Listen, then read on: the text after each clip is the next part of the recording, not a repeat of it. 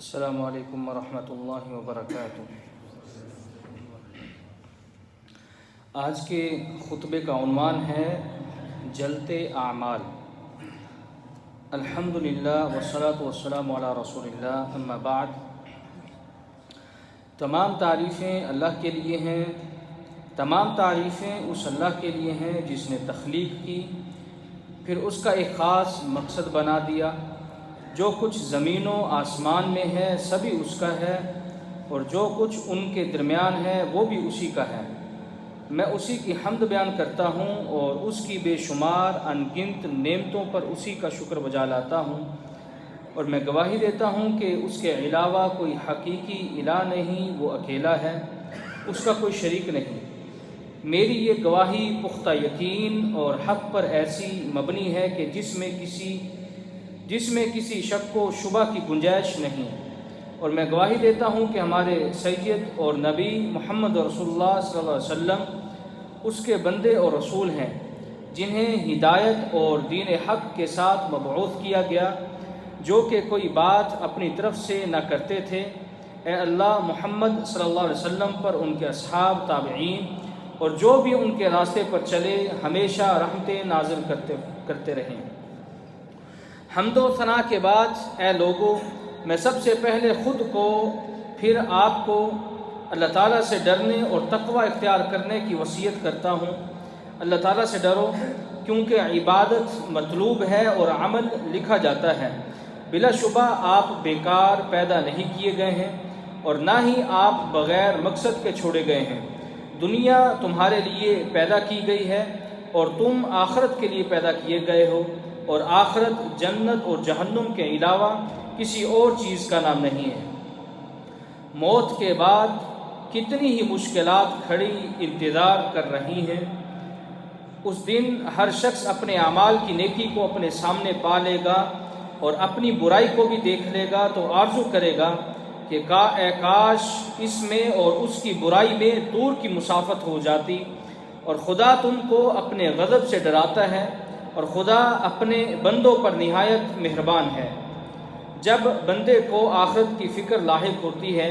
تو پھر اپنے محاسبے کی فکر مزید بڑھ جاتی ہے، اور عزم مزید پختہ ہو جاتا ہے۔ یہی وہ سبق ہے جو کتاب اللہ کی آیات میں ملتا ہے۔ جب قرآن کریم کی آیات کو غور و فکر سے پڑھا جائے تو سخت دل نرم ہو جاتے ہیں، غافل نفوس جاگ پڑتے ہیں۔ کبھی کبھی ایک آیت انسان کو سوچنے پر مجبور کر دیتی ہے اور اسے غور و فکر کی دعوت دیتی ہے۔ کتاب اللہ کی آیات متقین کا تاج بن جاتی ہیں،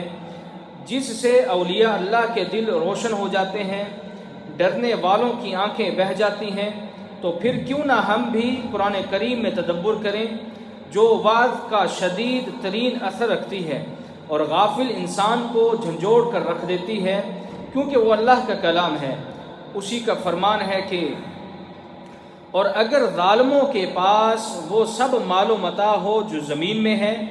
اور اس کے ساتھ اسی قدر اور ہو، تو قیامت کے روز برے عذاب سے مخلصی پانے کے بدلے میں دے دیں، اور ان پر اللہ کی طرف سے وہ امر ظاہر ہو کر رہے گا جس کا ان کو خیال بھی نہ تھا۔ اس آیت پر سلف میں سے لوگ کیسے ڈرتے تھے، اس ایک قصے سے سمجھیے۔ جب محمد بن منقدر رحمہ اللہ پر موت کا وقت آیا تو ابو حزام رحمہ اللہ نے ان کی تکلیف میں تخفیف کی دعا کی، تو ابن منقدر نے اسے کہا کہ بلا شبہ اللہ تعالیٰ نے قرآن مجید میں یہ فرمایا ہے کہ قیامت والے دن وہ اللہ کا حکم ظاہر ہوگا، کہ قیامت والے دن اللہ کا وہ حکم ظاہر ہوگا جس کا انہیں گمان ہی نہ تھا۔ تو میں اس خوف میں مبتلا ہوں کہ کہیں قیامت والے دن اللہ تعالیٰ مجھ سے ہی محاسبے کی ابتدا نہ کر دیں۔ پھر یہ بات سن کر دونوں رونے لگے۔ پھر ابو حزام نے کہا، اے ابن منقدر کی اہل و عیال، ان کے بارے میں تخفیف کی دعا کرو۔ اسی طرح سلیمان التیمی رحمہ اللہ سے کسی نے کہا کہ آپ تو اتنے نیک اور پارساں ہیں کہ آپ جیسا اور کوئی نہیں۔ تو سلیمان رحمہ اللہ نے فرمایا، چپ ہو جاؤ، ایسا نہ کہو، میں نہیں جانتا کہ قیامت والے دن اللہ تعالیٰ مجھ سے کیسے پیش آتے ہیں۔ پھر یہی آیت تلاوت فرمائی کہ قیامت والے دن وہ اللہ کا ایسا حکم ظاہر ہوگا جس کا انہیں گمان ہی نہ تھا۔ اسی طرح حضرت سفیان رحمہ اللہ نے اسی آیت کو پڑھ کر کہا، ہلاکت ہے ریاکاری کرنے والوں کے لیے، ہلاکت ہے اہل ریا کے لیے، یہ تمہاری آیت ہے، یہ تمہارا حال بیان کر رہی ہے۔ حضرت مقاتل رحمہ اللہ فرماتے ہیں، جب تمہیں قیامت والے دن اٹھایا جائے گا تو سب کچھ تمہارے سامنے ظاہر کر دیا جائے گا، پھر تم جان لو گے کہ دنیا میں تمہارا احتساب کیوں نہیں کیا گیا۔ امام السدی رحمہ اللہ فرماتے ہیں، لوگ اپنے اعمال کو نیک گمان کرتے ہیں، لیکن یہی نیک اعمال برائیوں میں بدل دیے جائیں گے۔ اہل علم نے اس آیت کے تناظر میں فرمایا ہے کہ ایسے لوگ بھی ہیں جو نیک اعمال کثرت کے ساتھ کرتے ہیں، لیکن ساتھ ساتھ ظلم بھی کرتے ہیں، اور وہ گمان کرتے ہیں کہ ان کے کیے جانے والے نیک اعمال انہیں نجات اور خلاصی دے دیں گے، لیکن جب ان کا حساب ان کے سامنے لایا جائے گا تو پھر اللہ تعالیٰ ان کا محاسبہ مظالم سے ہی شروع کرے گا۔ امام ابن عطیہ رحمہ اللہ فرماتے ہیں، یہ دنیا متفرق اور مختلف گمان کرنے والوں سے بھری پڑی ہے۔ یہ گمان ان کی گمراہی اور تخیل اور ان کے عقائد پر مبنی ہوتے ہیں، لیکن جب یہ لوگ قیامت والے دن عذاب کو دیکھ لیں گے تو پھر ان کی یہ دنیاوی حالت بدل جائے گی، پھر ہر ایک کے لیے ان کا گمان اور اصلی حالت واضح کر دی جائے گی۔ پھر انہوں نے وہ حدیث ذکر کی جس میں ایک مفلس کا حال ذکر کیا گیا ہے کہ وہ مفلس قیامت والے دن پہاڑوں کے برابر نیکیاں لے کر آئے گا، پھر اس کے مقابلے میں مظلوموں کو بلایا جائے گا۔ کوئی کہے گا کہ اس نے مجھے مارا تھا، تو کوئی کہے گا کہ اس نے مجھے گالی دی تھی، تو کوئی کہے گا کہ اس نے میرا مال لوٹا تھا۔ پھر اس شخص کی ساری نیکیاں ان مظلوموں کے اندر بانٹ دی جائیں گی۔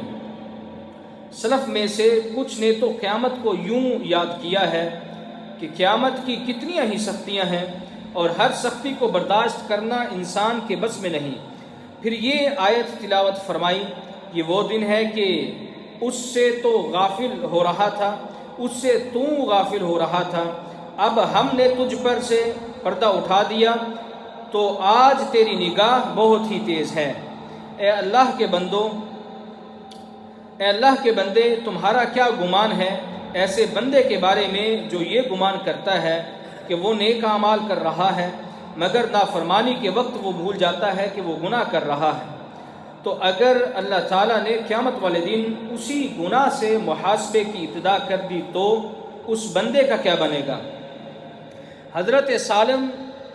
رحمہ اللہ جو کہ ابو حذیفہ رضی اللہ تعالیٰ عنہ کے غلام تھے، وہ فرماتے ہیں کہ مجھے خدشہ ہے کہ کہیں میں بھی انہی لوگوں میں سے نہ ہو جاؤں۔ پھر ارشاد فرمایا کہ جب لوگوں پر کوئی حرام چیز پیش کی جاتی ہے تو اسے اپنا لیتے ہیں، تو پھر اس کے بدلے اللہ تعالیٰ ان کے نیک اعمال کو لے جاتا ہے۔ اسی لیے معاصی اور نافرمانی سے ڈرو، گناہوں سے دور بھاگو، کیونکہ فرمانے باری تعالیٰ ہے، جب تم اپنی زبانوں سے اس کا ایک دوسرے سے ذکر کرتے تھے اور اپنے منہ سے ایسی بات کہتے تھے جس کا تم کو کچھ علم نہ تھا اور تم اسے ایک ہلکی بات سمجھتے تھے، اور خدا کے نزدیک وہ بہت بھاری اور بہت بڑی بات تھی۔ بعض لوگ ان برے اعمال میں ایسے خوگر ہو جاتے ہیں کہ انہیں پھر اپنے بڑے سے بڑے گناہ بھی چھوٹے لگنے لگتے ہیں، جن پر حضرت انس رضی اللہ تعالیٰ عنہ کی یہ بات صادق آتی ہے۔ انہوں نے فرمایا کہ تم تو ایسے کام کر بیٹھتے ہو کہ وہ تمہاری نظروں میں بعض سے بھی باریک ہوتے ہیں، جبکہ ہم تو انہیں نبی اکرم صلی اللہ علیہ وسلم کے زمانے میں ہلاک کرنے والے گناہوں میں شمار کیا کرتے تھے۔ رواہ البخاری۔ اے میرے دوستو، اس بات پر غور کرو جو نیک اعمال کو برباد کر دیتی ہیں اور نیکیوں کو کھا جاتی ہیں، جیسے حسد، ریاکاری، ٹو لگانا، غیبت، چغلی، تکبر، ظلم، اکڑ کر چلنا، حرام مال کھانا، قطع تعلق کی کرنا، کھانے پینے میں اسراف، غیر اللہ کی اطاعت، گھنٹوں سوشل میڈیا، ٹی وی اور فضول چیزوں پر وقت ضائع کرنا، بننے سنورنے میں تکلف سے کام لینا، یہ ساری چیزیں بدن کو مردہ اور دلوں کو ہلا کر دیتی ہیں، عقلیں فاسد اور نفوس بدبخت ہو جاتے ہیں اور اطاعت سے دور کر دیتے ہیں۔ بلا شبہ عقل حکمت اسی میں ہے کہ اپنا محاسبہ کیا جائے کہ میں زمانے میں کہاں کھڑا ہوں، کیونکہ زمانے میں بہت زیادہ مشغولیت موجود ہے، ہمہ قسم کے مصارف ہیں، بلکہ زمانے حاضر میں تو ان کی کثرت ہے۔ اس لیے یہ بات یاد رکھیں، جس نے اللہ کی وحی سے انکار کیا